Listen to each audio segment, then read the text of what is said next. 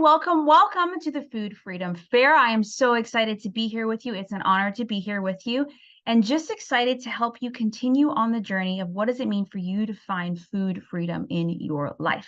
For those that don't know me, my name is Brianna Wilkerson. I am a holistic health and life coach. I've been serving women for the last 7 or 8 years to really prioritize their health and their self-care. And in this season, I'm focusing a little bit more on moms as a mom of myself. But a huge part of my journey and the work that I've done and continue to do with women is this. It's really recognizing that food is not the enemy. It is not our friend. It's not our foe. It is fuel. It is something that we can be enjoyed, something that's there to nourish us and to be enjoyed at the same time.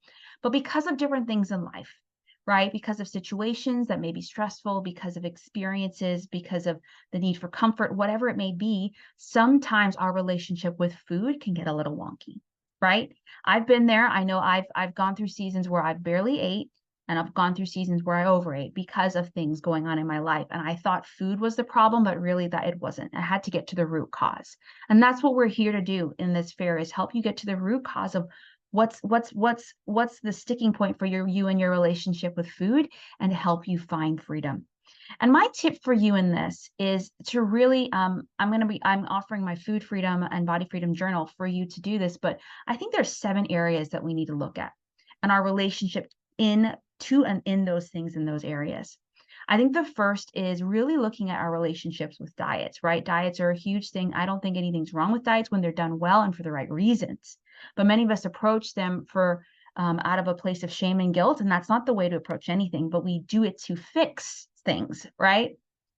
We also want to look at our relationship with the scale. Why are we dictating our worth, our complete health by the scale? Now, the scale has its place, but it is not the main thing we need to be thinking about when it comes to our worth and our health, right?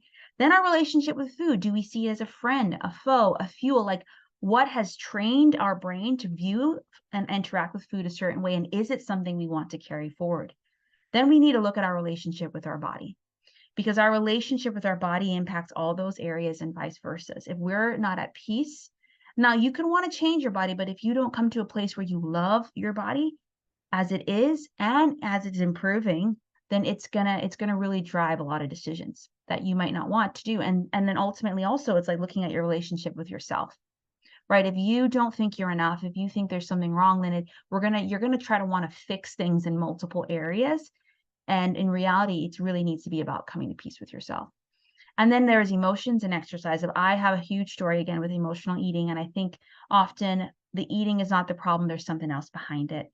And then exercise, I think viewing exercise not as a punishment or a necessary means to an end, but as a gift with joy, right? So looking at those 7 areas, and again, my Food and Freedom and Body Freedom Journal will guide you through this, will help you see what is my beliefs in here, what are the areas that what do I truly believe, how am I acting, and do I want to keep doing that? Is that serving us and is serving me? If not, what do I need to do to make a change? But this is just an awareness journal to really help you become aware, okay?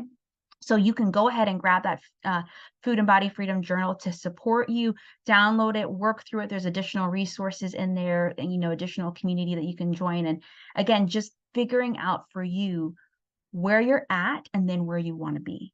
Where do you need more nourishment? Where do you need to just pay a little bit more attention to? Because this freedom journey takes time.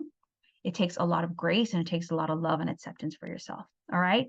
So really looking at what is your relationship in those areas, I think is going to provide you a lot of clarity and a lot of freedom along the way. All right. So go ahead and download that Food and Body Freedom Journal. It is a pleasure to do this with you, to guide you. And I can't wait to hear what you think.